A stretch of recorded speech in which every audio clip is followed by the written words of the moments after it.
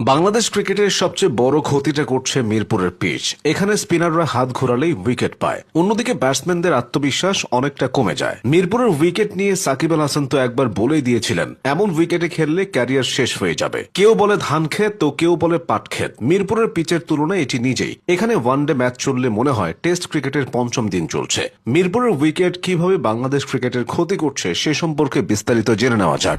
সবচেয়ে বড় ক্ষতিটা হয়েছে বাংলাদেশের বোলারদের। মিরাজ, নাসুম, রিশাদরা স্লো উইকেটে ব্যাটসম্যানদের কাঁপুনি ধরিয়ে দেন, কিন্তু উইকেট একটু স্পোর্টিং হলেই তাদেরকে খুঁজে পাওয়া যায় না। অনেকে মজা করেই বলেন, মিরপুরে বোলিং মেশিন বসালে সেও নিয়মিত উইকেট পাবে। কথাটা খুব একটা অযৌক্তিক না। বিভিন্ন সময় দেখা যায় মিরপুরে এসে অনেক পার্ট টাইমাররাও দুর্ধর্ষ বোলার হয়ে গেছে। এতে সাময়িক সফলতা আসলেও দীর্ঘমেয়াদে লাভ হয় না, বরং এই ফেক কনফিডেন্স বোলারদের জন্য কাল হয়ে দাঁড়ায়। মিরপুরের বাইরে গেলেই তারা খেই হারিয়ে ফেলে। ক্রিকেটের যত আধুনিকরণ হচ্ছে, ব্যাটাররা ততই বিধ্বংসী হচ্ছে। সেখানে বাংলাদেশি ব্যাটসম্যানরা 10-20টা ম্যাচের পর একবার ভালো করেই আত্মতৃপ্তির ঢেকুর তুলছে। ব্যাটসম্যানদের এই দুর্বল মানসিকতার পেছনে সবচেয়ে বড় আসামি মিরপুরের কালো পিচ।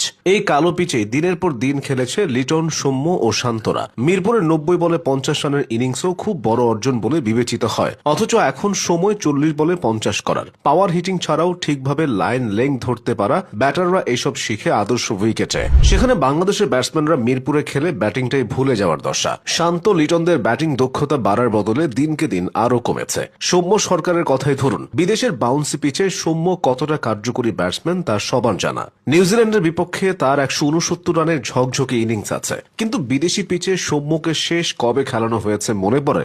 বহুদিন পর সৌম্য যখন ওয়ানডে দলের সুযোগ পেলেন, তখন তার কপালে মিরপুরি জুটল। এখানে কোহলি রুটরাই রান করতে হিমশিম খাবে, ফলে সৌম্য ব্যর্থ হবে, তারপর দল থেকে বাদ পড়বে। এভাবেই ব্যাটসম্যানদের কোমর ভেঙে দিচ্ছে বিসিবির হঠকারী সিদ্ধান্ত আর মিরপুরের কালো পিচ। মিরপুরের পিচে খেলে সাফল্যের কথা আসলেই 2021 সালে অস্ট্রেলিয়া ও নিউজিল্যান্ডের বিপক্ষে টি-20 সিরিজের আলোচনা হয়। সেবার টি-20 বিশ্বকাপের আগে বাংলাদেশ অস্ট্রেলিয়া ও নিউজিল্যান্ডের বিপক্ষে 5 ম্যাচের টি-20 সিরিজ জিতেছিল, অথচ সে অস্ট্রেলিয়া আর নিউজিল্যান্ডই সে বিশ্বকাপের ফাইনাল খেলেছিল, আর তাদের সিরিজ হারানো বাংলাদেশ গ্রুপ পর্ব থেকে বাদ পড়েছিল। স্কটল্যান্ডের মতো দলের কাছে হেরে লজ্জায় ডুবতে হয়েছিল। 2024 সালের টি-20 বিশ্বকাপে বাংলাদেশের ভরাডুবির কারণ হিসেবে পাকিস্তানের তারকা অলরাউন্ডার শোয়েব মালিক মিরপুরের উইকেটকে দায়ী করেছিলেন। শুধু শোয়েব মালিকই নন, মিরপুরের উইকেট নিয়ে ক্ষোভ প্রকাশ করেছেন অনেক সাবেক ও বর্তমান ক্রিকেটার।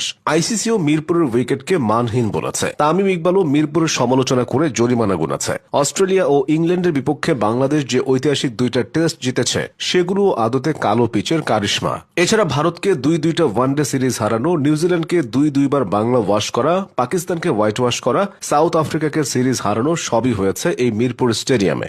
দিনের পর দিন একই স্টেডিয়াম